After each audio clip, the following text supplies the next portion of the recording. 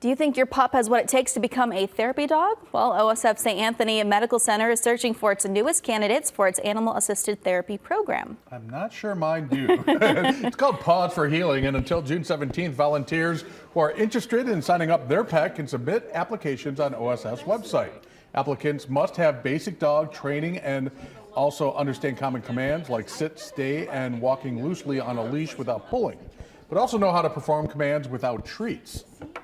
A lot of the people up there, they're missing their dogs, they're missing their family that's not there. Sometimes they may be from California and they might be here for emergency surgery or something like that, and it just reconnects with their family and with their dogs at home.